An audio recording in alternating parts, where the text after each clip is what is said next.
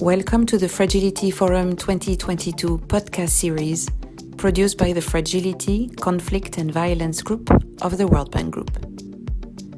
As complexity and uncertainty become the new normal, with complex crises posing new challenges, from the COVID-19 pandemic to climate change, this podcast series explores how the international community can best support countries affected by fragility, conflict and violence in a fast-changing global landscape. Hi, my name is Paddy Brock and I'm a senior data scientist at the World Bank UNHCR Joint Data Centre on Forced Displacement. In this episode, we'll be speaking about the next 10 years of the Mosaic Effect, minimising disclosure risk from multiple sources in an ever-growing data ecosystem. I'm delighted to be joined by two speakers with different expertise related to the topic. Joost Berends, who is a Data Responsibility Officer at the UNHCR Centre for Humanitarian Data, and Dr. Suzanne Weller, representing the UK Royal Society Working Group on Privacy-Enhancing Technologies. We'll address three questions. First, we'll talk about what the Mosaic Effect is and the evidence for the risks it poses. Second, we'll talk about privacy-enhancing technologies, what they are, and how they might help humanitarian and development organisations mitigate Mosaic Effect risks. And third, we'll explore the overlap between them by asking how we can strengthen current data responsibility practices in light of the Mosaic Effect, and how best to kickstart relevant knowledge and technology exchange with the private sector to complement them. We're having this conversation as part of the Fragility Forum because the global response to fragility, conflict and violence is constantly adapting to the ever-changing challenges of the international context. Changes to the global technology and data landscape are part of this mix, and as complexity and uncertainty become the new normal, understanding and getting ahead of compound data and technology-related risks is an important part of this adaptation. The opportunity costs of not using data to inform humanitarian operations and development projects are unacceptably high, which is why safe and responsible approaches to data curation and dissemination are vital. This discussion aims to identify concrete steps that we can take to strengthen and complement them, so that operations, policy and research on forced displacement can continue to be informed by safely managed data into the future. So thank you very much, both of you, for joining us. I'd like to pose the first question to Joost, to ask you, what are some of the main risks related to humanitarian data management, and how does the Mosaic Effect relate to these? And if you could also talk about what the current evidence of the risks the Mosaic Effect poses, that would be great. Thank you. Over to you, Joost. Thank you, Paddy. It's good to be here. So in humanitarian action and in humanitarian data management, we work based on a principle of do no harm. This includes the Humanitarian Data Exchange platform, which we run at the Center for Humanitarian Data, or HDX for short, where we're always on the lookout for risks to affected people or humanitarians or other stakeholders.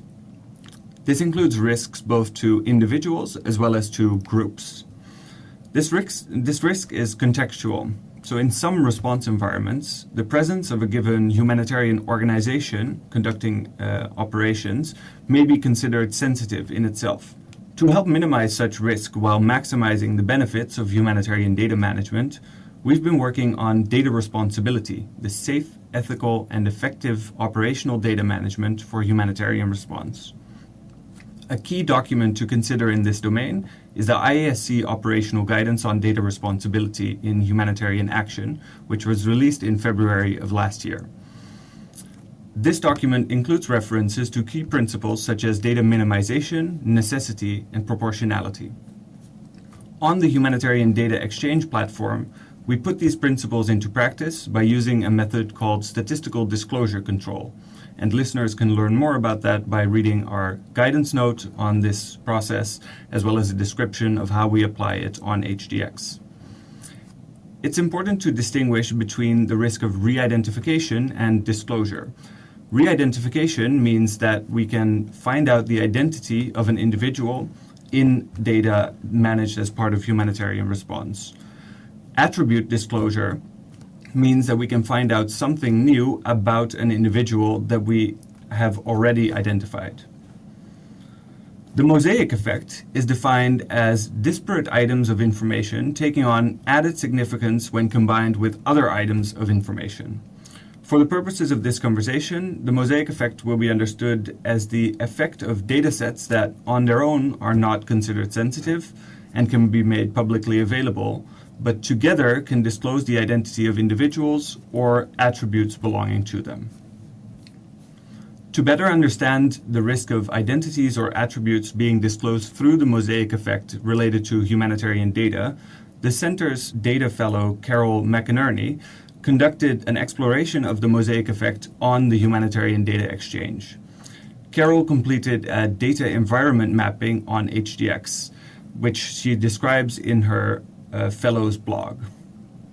This data environment mapping entailed an exploration of the risks of identity and attribute disclosure that could take place by combining datasets on our platform. Great. Thank you very much for that overview of the work and for the definition of the Mosaic effect. Given what that work tells us about the risks that the Mosaic effect poses, and given that the risk itself and presumably solutions to it are by nature cross-organizational, what do you think the next phase of work across humanitarian and development organizations to counter the risks of the Mosaic effect should look like? Thanks. That's a great question. And I think there's a couple of different actions that could help reduce the risk of the Mosaic effect occurring. First of all, there's technical measures that we can take by improving the metadata standards that we use, as well as interoperability of data sets, which enables monitoring of related data sets so that we can assess the risk of the Mosaic effect occurring. Other actions are more procedural in nature, such as the development of a data asset registry and data ecosystem mapping, as per the recommendations including in the Iasc operational guidance on data responsibility, which I mentioned before. Then there is an area of work around coordination and consistency.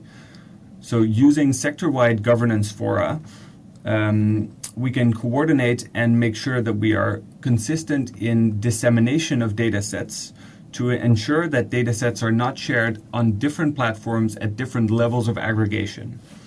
We also need to promote more consistent approaches for example, anonymization. More collaboration and, where needed, alignment on standards for re-identifiability in data that's made publicly available would be welcome through a cross-organizational community of practice. Humanitarian organizations can also improve licensing for datasets by adding clauses that prohibit the joining of datasets or analyzing data with the purpose of re-identification or attribute disclosure. While this will not prevent intentional misuse, it will help explain to users what type of use goes against the use allowed by the sharing organization. Thanks. Great, thank you very much. And it's good to know that there are tools that are already in existence that could be strengthened and used and developed further to mitigate that risk. One of the other things that's often cited as a potential solution to the risks similar to the Mosaic effect is that of the application of privacy-enhancing technologies. So I'm very pleased that Suzanne, who has experience in this area and who's representing the UK Royal Society Privacy-Enhancing Technology Group, is here to talk with us too. Suzanne, given what you've heard from Jos, how might privacy-enhancing technologies help mitigate Mosaic effect risks? And if you could tell us what they are before you answer that question, I'd be very grateful. Thanks. Thanks, Paddy, and great to be here. So privacy-enhancing technologies, or PETs for short, are an emerging set of technologies which allow useful insights to be derived from a data set, but without requiring full access to the row-level data, and therefore they protect sensitive or personal information of the individuals who are contained in the data set. You can consider three categories of PETs and how they can be used. So to allow processing or analysis on encrypted data, there are techniques like homomorphic encryption and trusted execution environments. Analysis on data that's distributed, you can use federated learning or secure multi-party computation. And data that's aggregated or the output of analytics, you can use synthetic data or differential privacy. And PETs can also be layered together in combination, so you can get stronger privacy assurances for end-to-end data flows when that's needed.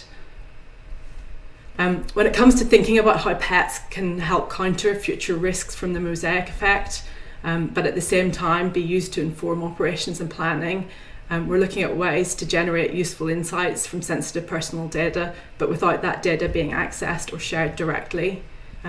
So to address that problem, firstly, researchers need to define a clear purpose. Why do they need to collect that data, that personal data, and what's the value of any insights that can be generated when using that data for planning and operations. And next is where pets can come in to help protect the personal data while still allowing researchers to analyse it. So for example, differential privacy is a technique that enables privacy-protected aggregate statistics to be shared.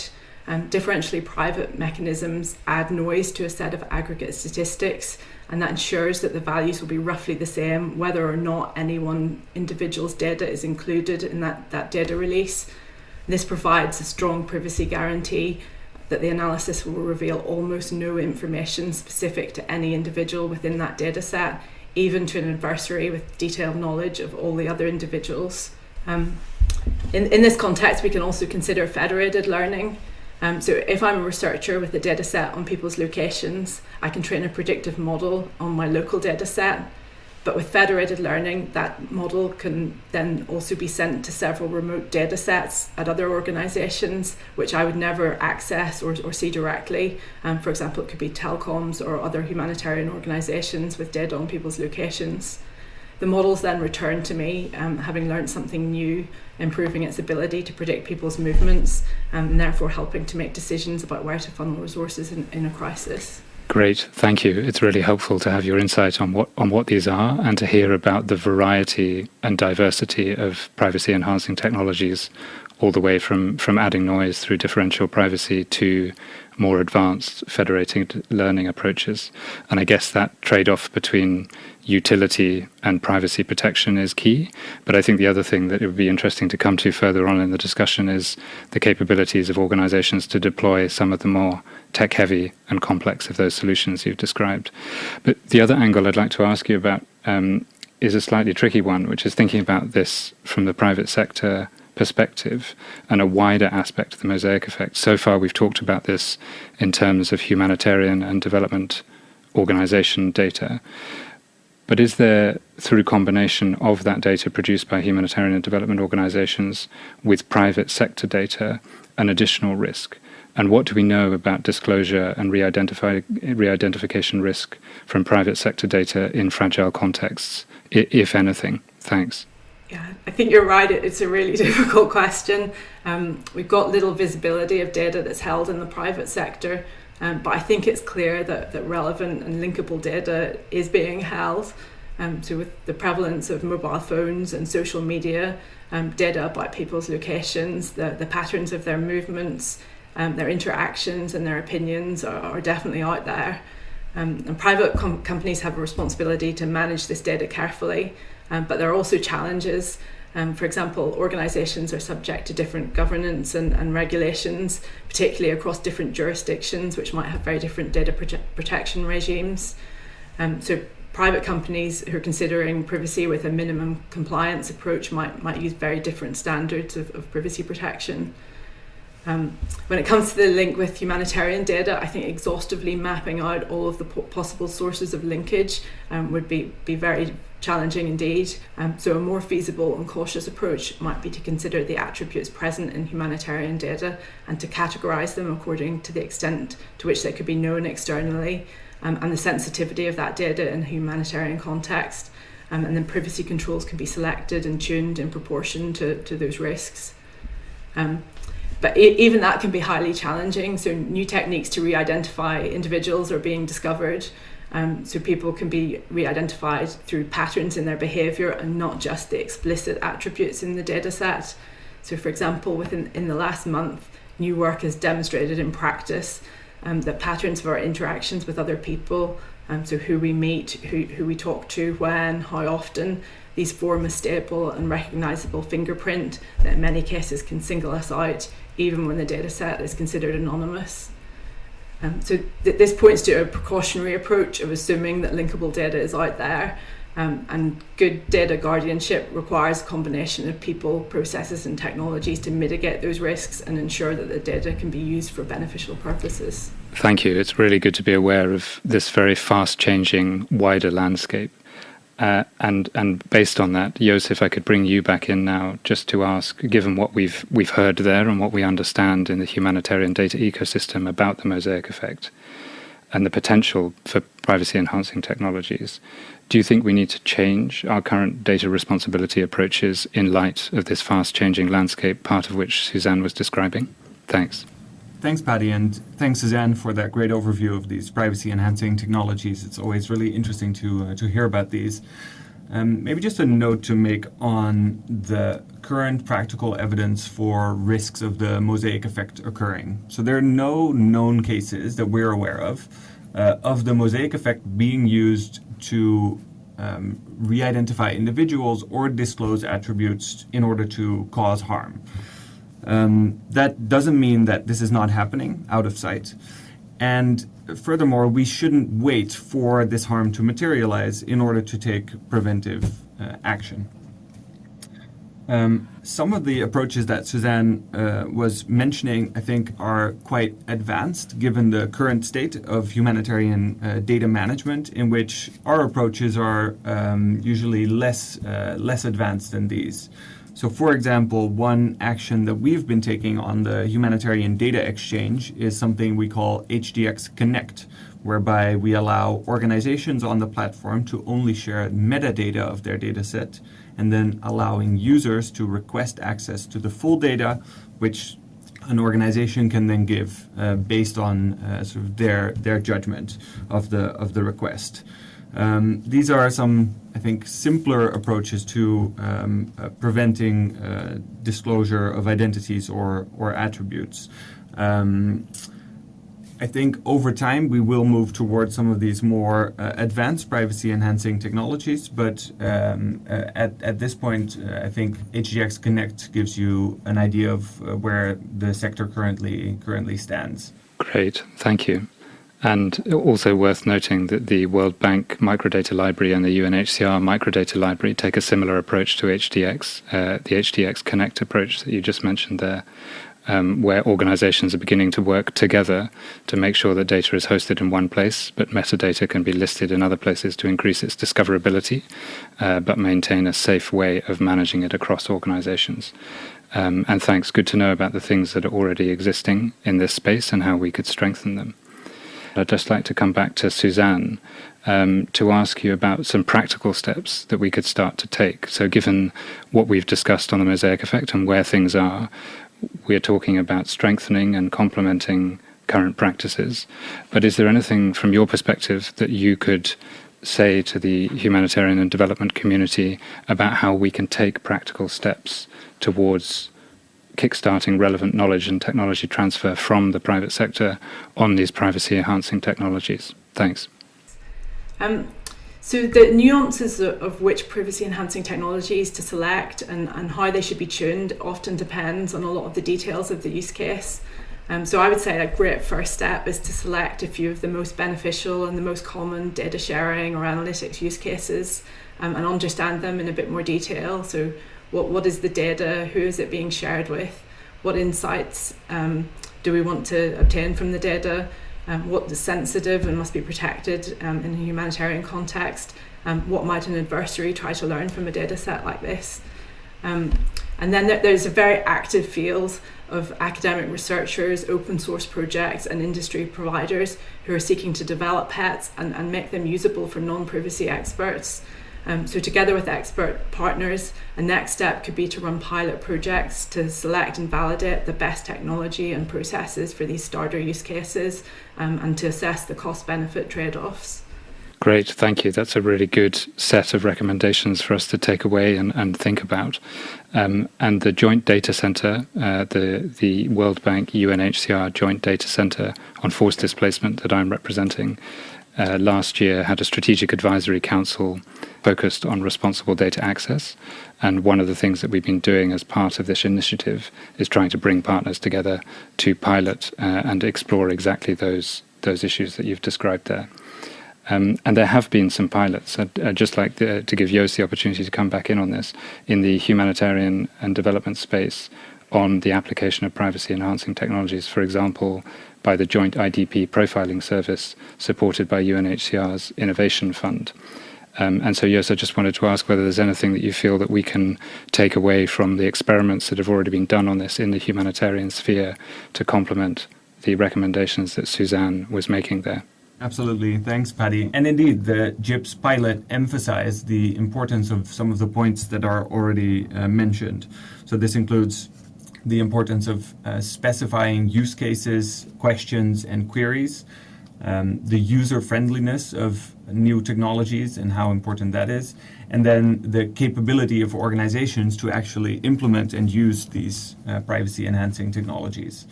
So indeed, humanitarian and development organizations should be piloting closely together with national statistical offices, I think is one point to underline.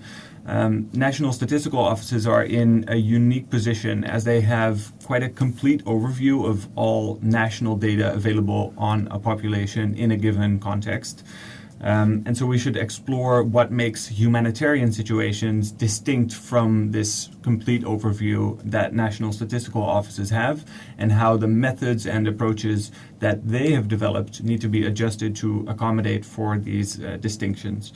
So in this light, it was also great to see the setup of the UN Lab on Privacy Enhancing Technologies by the UN Statistics Division, working with non-profit privacy enhancing technology providers and national statistical offices. And if I can close on one final remark specific to the humanitarian sector, it's that I think as we go through this development of introducing privacy enhancing technologies in our humanitarian data management, it's key to keep on the foreground the importance of the utility that was also mentioned by Suzanne earlier. So to make sure that we really remain able to use this data in our life-saving humanitarian work.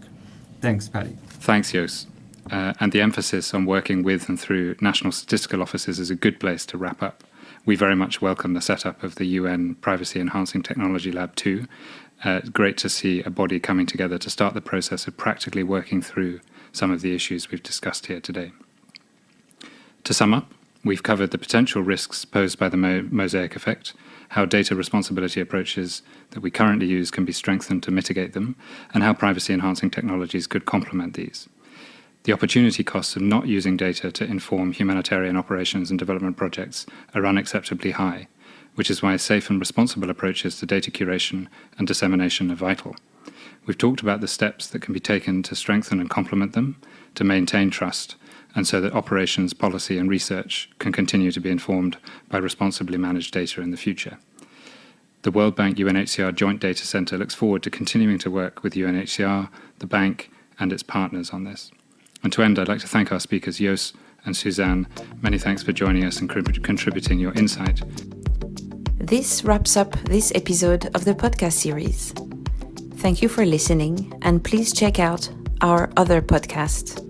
For that, and to learn more about the World Bank Group efforts in environments affected by fragility, conflict, and violence, please visit our website www.worldbank.org/FCV.